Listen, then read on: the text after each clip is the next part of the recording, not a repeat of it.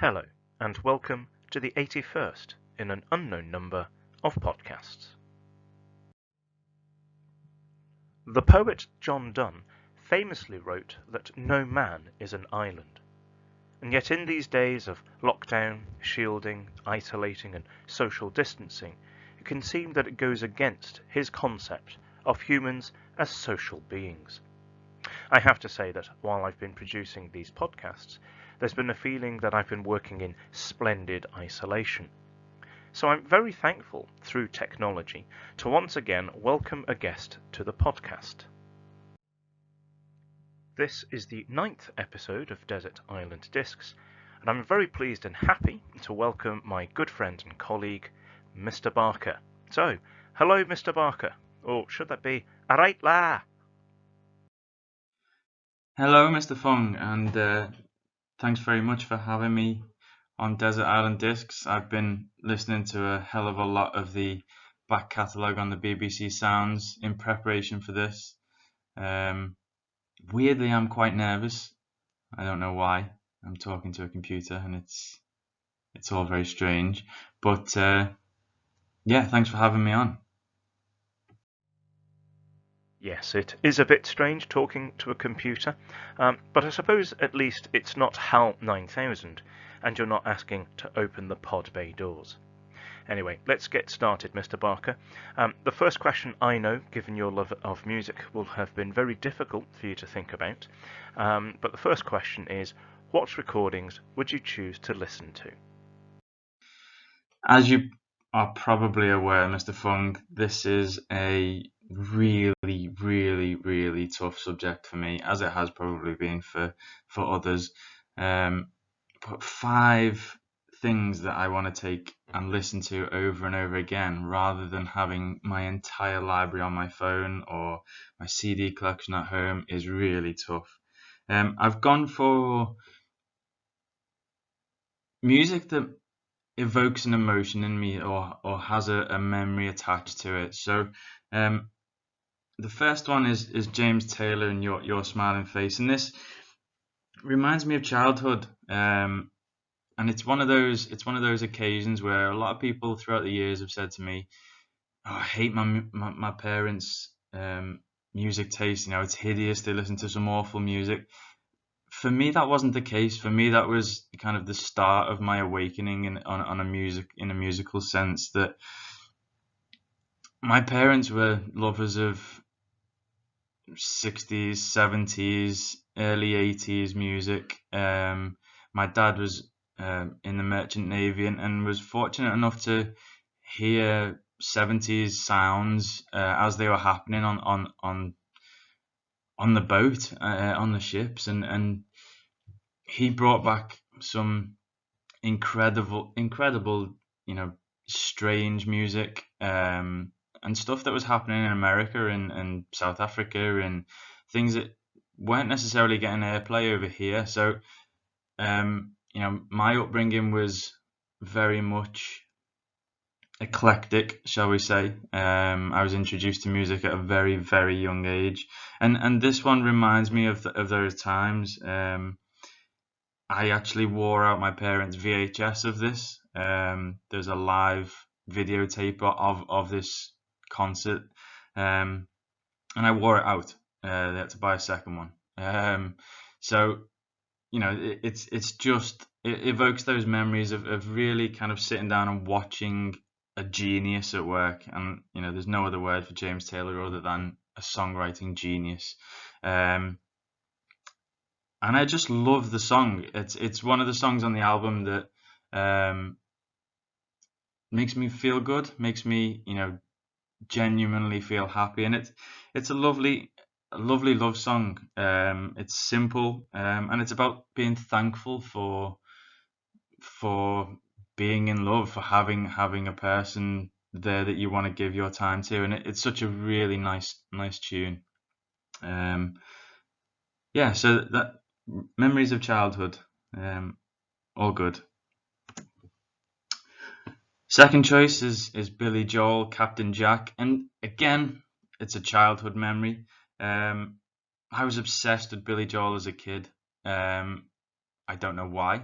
I think it's again, similar to James Taylor, and that it's not just one sound being, you know, heard. It's jazz influence, it's funk influence, it's rock influence, and I think that's where my interests kind of lie. I'm not a person who can stick to one genre of music, and these two that I've already chosen are very much a part of that. The different sounds on albums, and even within certain tracks. I had a friend in school who was my best mate from the age of 4, right up until senior school, and we were both obsessed with Billy Joel.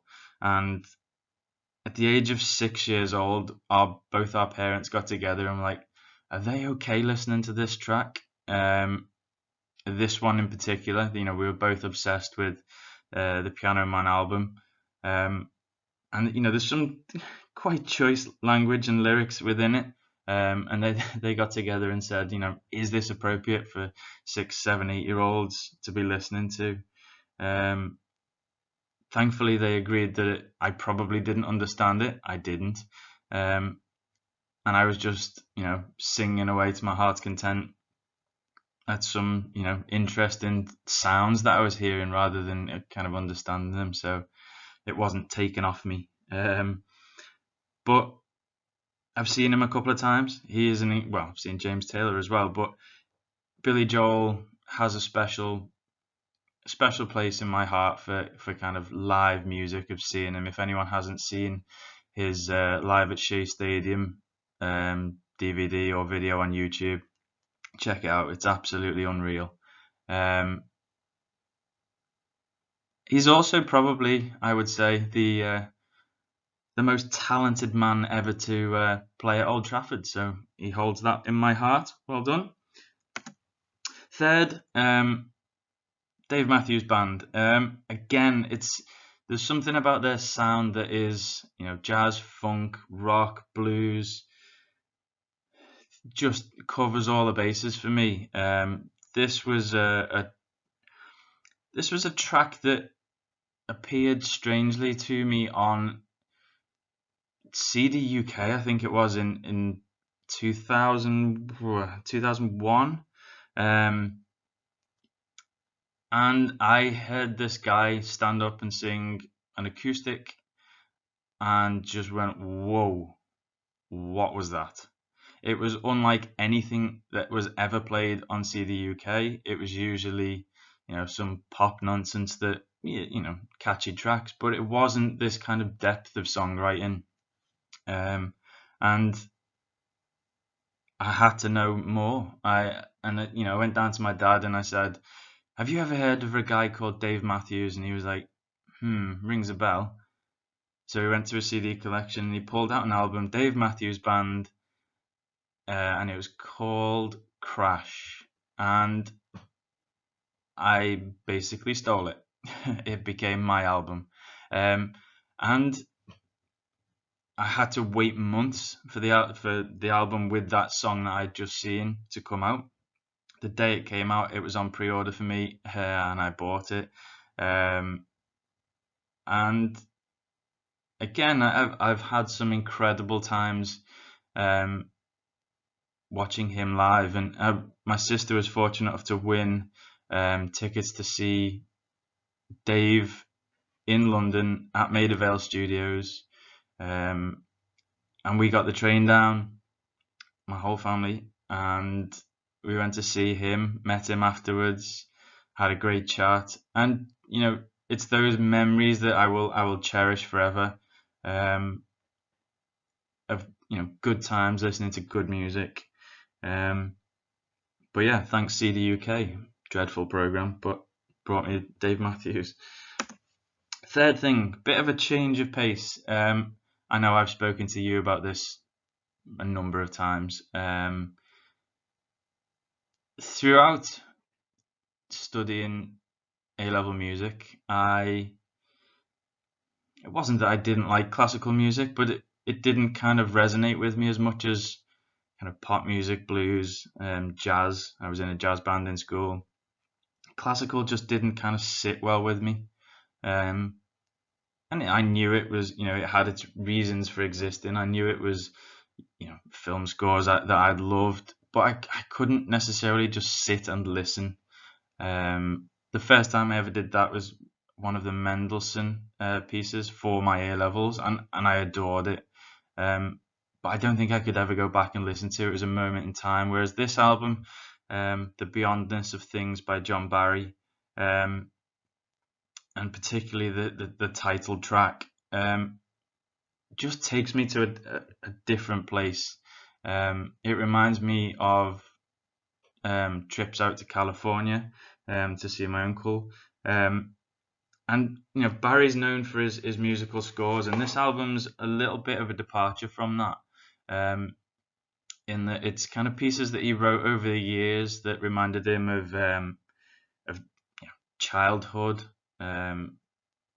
his life, his work, his ups and his downs, and it similarly transports me into kind of a different plane. It's a weird album in that sense that it just takes me to a different place. It calms me, and I think the one thing I love about music is that it can do that to you. It can affect you in so many different ways. Rise and fall of emotions and kind of take you on a journey. It's that kind of escapism that I really cherish about music. And this album has so much of that, reminding me of travels. It allows me to kind of sit and contemplate. I can work to it, and it's such a beautiful album. I believe it was recorded live as a kind of concert, but yeah, I would just love to have seen it. Yeah, great album, great track. Finally, John Mayer, Why Georgia? And again, story behind this. LA 2002. I've gone on holiday. I turn on the TV to see a young John Mayer playing a tune called No Such Thing, taken from the Room for Squares album. And that's not the tune I've chosen at the moment, but within an hour of me hearing that song, I dragged my dad down to the music store at Tower Records on Sunset Boulevard, and I bought the album. And it genuinely changed my life at that moment. It was something that I hadn't heard before. It was a new genre of music for me to tap into, this kind of youthful Americana type rock sound. And it became the album of my trip. It became the album of that summer. It became the album of many summers. But it first and foremost, it was very much good times in LA spent with the family. And it was a trip that brought both my A-level results and the fact that I got into college, arts college, and it was a summer of celebration. It was a summer of good times, and it resonated with me. The lyric in Why Georgia, am I living it right? It was me at that time. Am I choosing the right options? We try and say to the kids in school, are you choosing the options that you enjoy? I was, but I was still doubting myself. I enjoyed the arts immensely. Was I choosing the right path through the arts? What should I have done music? It was all questions, but there's something about this album that just sat really, really well at that time. And I still love it to this day. So there's my 5 choices of recordings I would take with me. If you would allow me to take the albums, that would be very, very generous of you, but I will just take those 5 tracks if I'm being told I have to. But yeah, there it is. Thank you very much. the thanks is all mine. I know how difficult that will have been for you to narrow it down to just 5 choices. And thank you for your thorough and considered analysis of all of those. The very least I can do is to allow you to take all 5 of those albums with you on your desert island. So much to unpick out of all that you've just talked through. And were it not for the fact that this technology has us conversing via a computer, I'd love to talk through and discuss in more detail each one of the stories that you've given for those tracks. CDUK, I remember that terrible program as well. Lots of poppy stuff, like you said, but from time to time, the occasional nugget or gem that you then discover and in a way find out more about, and it changes and influences your life.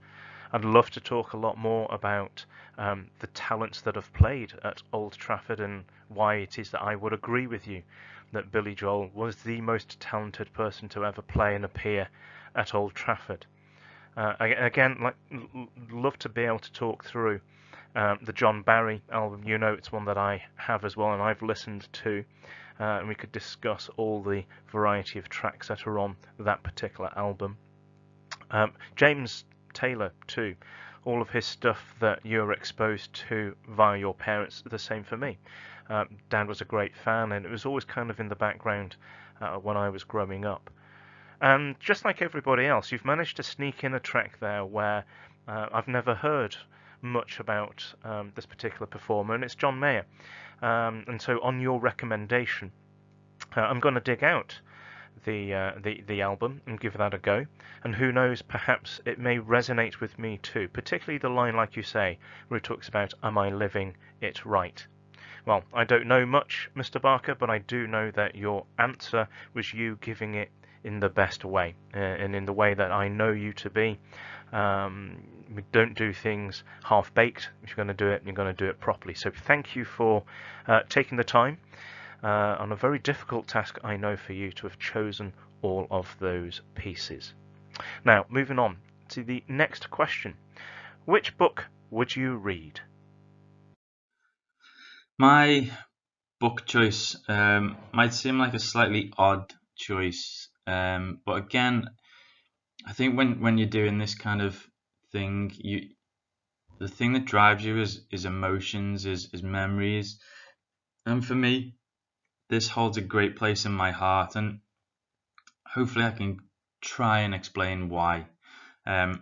It's a book by my own uncle, and that might seem, again, strange, but it's a moment in time for me. I went to the start of the UK book tour, met him for breakfast, and I didn't see a lot of him. He lived in London, he'd moved to LA, and I didn't see him. I knew he was my dad's brother, but I kind of, this guy was, a hero in my eyes from the few times I'd seen him. He was loads of fun, and I knew that he wrote books, but he'd never written a book that I could read. It was all, far darker or more adult themed than I was generally allowed to read. So when this came out, I was handed a copy at breakfast. He signed it for me. He drew me an incredible picture in the inside cover, and I could not wait to read it. That cover has stuck with me forever. I was given a poster a couple of weeks later from the tour, and it hung up on my bed, above my bed in my mum and dad's house, until the day I moved out. And it's those kind of things that really sat with me. My uncle had painted the painting that goes with it. He'd written the book. He'd autographed it. He'd drawn me a picture inside. It meant, it was a book I cherished. It still sits on my shelf now, a little bit beaten, very sun bleached from sitting on my shelf. But it evokes a memory in me that I can't ever forget. It was a special, special day, and that was at the Moat House on Paradise Street in 1992. But I don't know what was more kind of fun that day, the fact that I had all this experience, or missing school, of missing the morning of school, and then joining up with my classmates on a trip to Speak Hall, which was, just the most awesome day. And it, like I say, it still sits with me. The story is of a boy called Harvey, who is modelled off a photograph of my uncle and myself that was sat on his desk. And it's throughout the book he's illustrated in ink drawings that, still to me just capture this essence of the book. They're absolutely incredible to me, and I absolutely love them. It's about an 8-year-old boy, Harvey, who, at the time I was, what, 6, 7, and it spoke to me of all the things that kind of I was thinking as well. He's bored with school, he's bored with teachers, he's bored with homework, he's fed up with his parents, and it speaks directly to you when you're that age. And he makes the plea for change and is visited by a guy at his upstairs window, called Rictus, who tells him about a kid's paradise called the Holiday House, where essentially he would have everything that he'd ever wished for. And he goes, as you would. And as a kid, I read it dozens of times. I read it over and over and over again. It was everything I wanted in a book at that time. And at that time, I was a huge reader. It was only when I hit kind of later in my secondary school that I stopped reading. Essentially, I think I wasn't captured by the books I was trying to read more than anything. But at this time, I was reading, stuff daily, in school, out of school, and this just, I ate it up. It was incredible. It was a dark fantasy. It had suspense in it. It had the illustrations, it had the book cover, and it was incredible. And every time I go back to it, I open up that first page, and it reads, "The great grey beast of February had eaten Harvey Swick alive. Here he was, buried in that belly of the smothering month, wondering if he would ever find his way out through the cold coils that lay between here and Easter." And that opening kind of paragraph just draws me in every time. I am in it. I am there. I am, I know what's coming. But I'm transported to being that 8-year-old, to being, 6-year-old me when I first read it. Yeah, it's an incredible book, and I absolutely adore it. Well, after hearing that opening paragraph, I'm completely drawn in as well, and I do know I'm going to have to get myself a copy of the book now. Don't worry, I won't go as far as to ask to borrow your cherished copy, but I am going to be placing an order via Amazon. Just like your thoughts on the music, again, sharing a personal story about the book just goes to show that it's not just music that can evoke memories or light up particular emotions. Books have that power too. And so thank you for sharing that particular book and for talking through all the things about your uncle as well. Now, I know that's not something you go around talking to lots of people about, so I'm sure there are plenty of listeners right now who, having heard mention of the name Clive Barker, are suddenly aghast and agog at the fact that his nephew works at Knutsford Academy. Right, moving on to the next question, Mr. Barker. What luxury item could you not live without? My luxury item is something that I've thought long and hard about.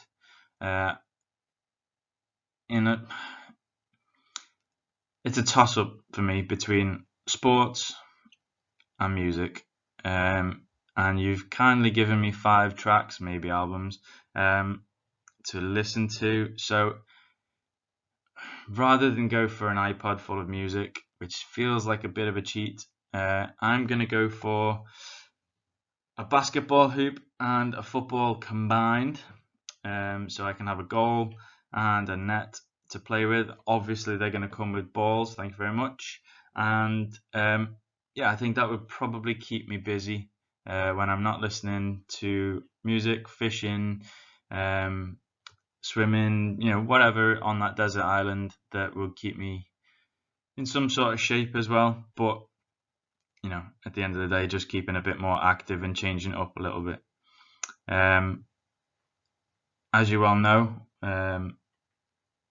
my football team have won the championship this season, European champions and world champions along with it. And I think I would miss football more than I care to imagine. And to be able to kind of still play a little bit would be good. I did play with the idea of having some sort of DAB radio so I could hear the games, but I think as long as I had a couple of balls to kick and kind of throw at the hoop, I'd be all right. Well, as I've said to you on more than one occasion, great work, Mr. Bacher. Great work. I didn't know that you could get a basketball hoop and a football goal combination. So great work indeed in being able to play basketball and football at the same time. Both sports I know are ones that you enjoy too. Moving on to the next question. On this desert island, there's a large square dining table. So who would you invite to dinner on your island? Again, this is a really tough question. I don't tend to hang on to people as like put them on pedestals. So it's really tough to pick people that I would genuinely want to sit and listen to around a dinner table, and I wouldn't just think they were full of themselves or just in a privileged position through via birth, something like that. So first one, a genius, Hamilton director, composer, writer, Lin-Manuel Miranda. I just think he would be a really fascinating guy to talk to. I've seen a couple of interviews of kind of how and why he came up with the stage version of Hamilton. And listening to him talk so passionately about what he does, why he does it, why it was important to both his culture, his family back home, to the various different ethnicities that he pulled together to be on stage that weren't the white guy that is pictured in quite a lot of American history. Is absolutely fascinating, and I applaud him for doing so. It's an incredible show, and we were fortunate enough to watch it, just be blown away by it. It is a piece of stage genius, and I think it's quite hard to it's easy to throw around the genius thing, but I think when you're able to pull together so much history, so much story with it, within a 2.5 hour show, that is lyrically so clever, it flies through the history, but in a clever way that the story is still very, very much understandable, and you leave the show wanting to know more. And I think if you're so affected by a piece of art, then it does leave you wanting more. It leaves you asking questions, and he's succeeded with that. He's also written my favorite piece of music in Moana, if that's anything, and I could ask him about that. But no, I think he's a genuinely nice guy, and I would just love to pick his brains on stuff. Second would be Mr. Jurgen Klopp. Again, I think he's just such an engaging man. Everything that he talks about, put the Liverpool stuff to one side. Everything he talks about on a life kind of plane just fascinates me. He is such a down-to-earth guy who seems to get the human side of culture, of us as people, that everyone is different. The way he talks to his players, his staff, the way he talks to fans, the fact that he's studied psychology, and I think it would be a really engaging conversation, and he's a listener first and a talker second by his own admission. So I think around a table that's important. How could you not have that smile around a dinner table? Third would be David Attenborough, or Sir David. From the age of 5, 6, maybe a bit later, when the Trials of Life came out, I was bought the book by my grandma, and it used to sit on my bed, above my bed on the shelf in her house. So when I'd go around, it would be the first thing that I would do: lie on the bed, flick through the book, and look at all of the nice pictures of all of the animals. And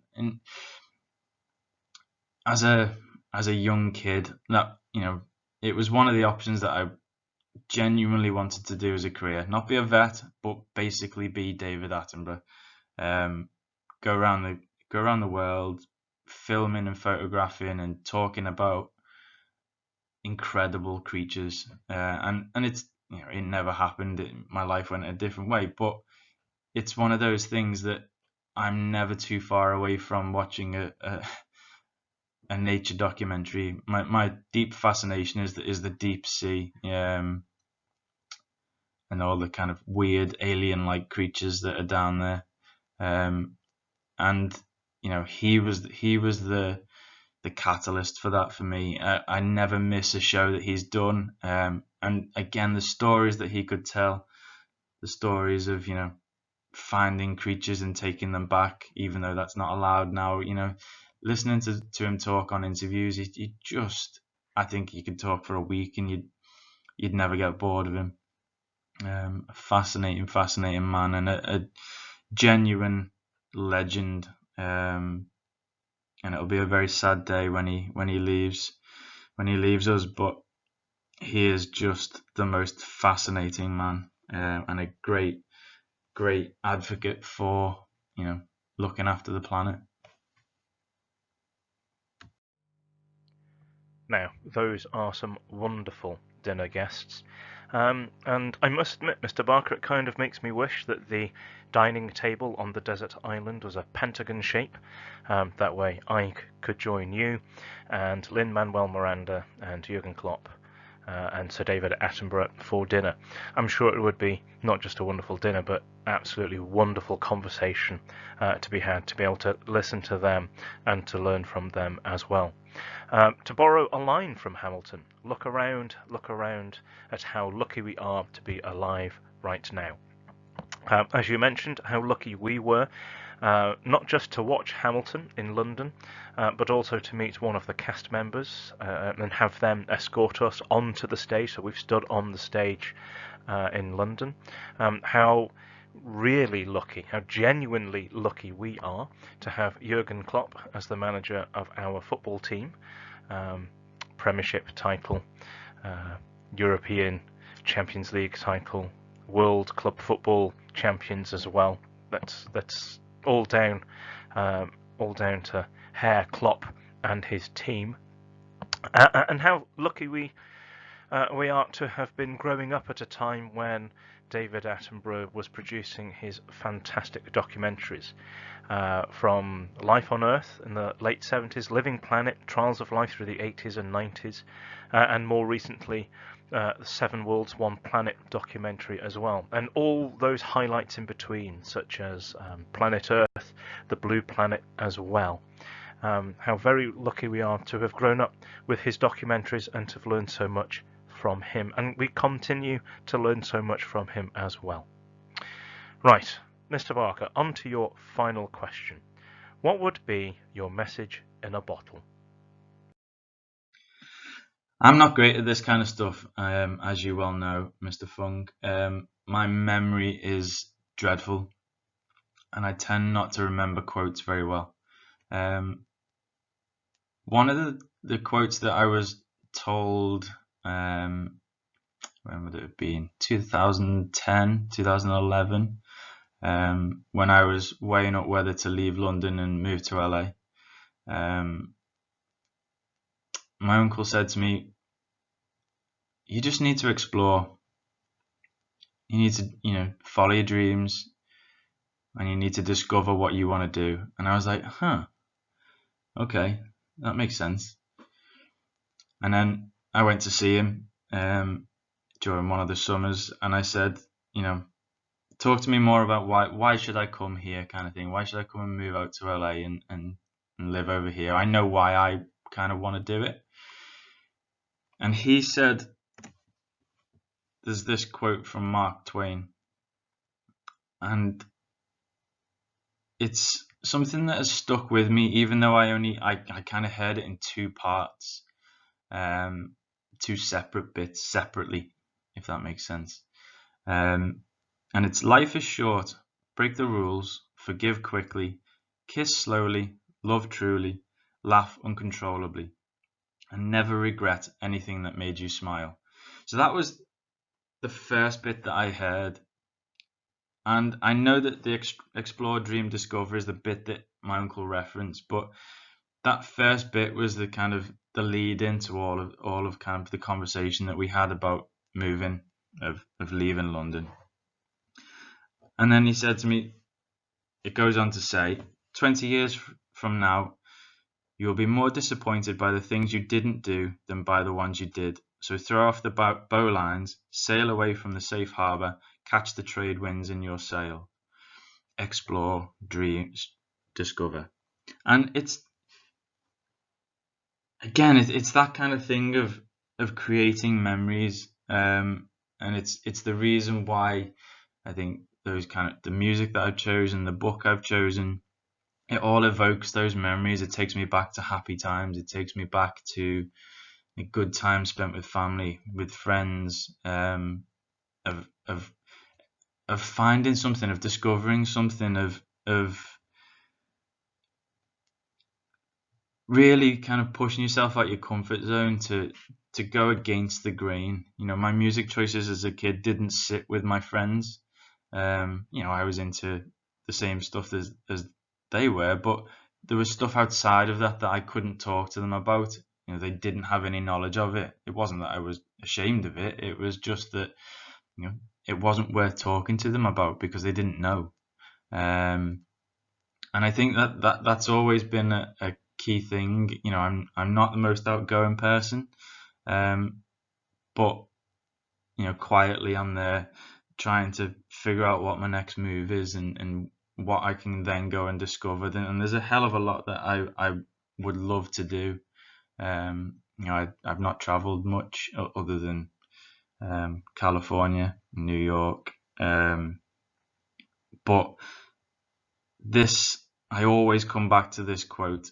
I always come back to this, the idea of try not to regret things that you've done and live life to the fullest and just throw your hat in the ring for enough things that something might come off.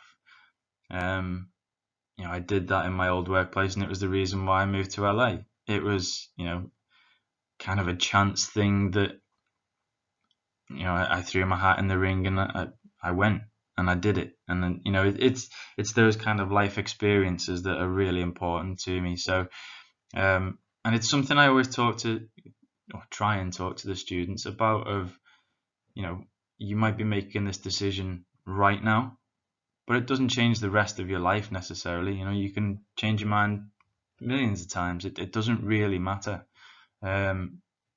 Just be happy and be confident of what you're doing and go and explore stuff.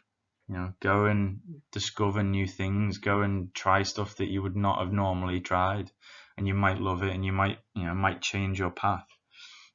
So yeah, that one's always stuck with me. What a wonderful way to conclude this episode of Desert Island Discs, with wise words from your Uncle Clive, from Mark Twain, and from yourself too. Great advice for our listeners in general and for our students in particular. Thank you, Mr. Barker, for taking the time out and answering the questions for this episode. I know it's not been an easy task for you. And thank you also for sharing your personal experiences, your recollections, and your stories as well. Now, dear listener, it's over to you. Since this is the final week of this academic year, I'd like to know, how would you answer the questions that are featured today and on all of the other episodes of Desert Island Discs? So please do let me know, what would your answers be to the questions? As ever, via Twitter at Chief Vicar. So until tomorrow's podcast, as always, be kind, take care, and stay safe.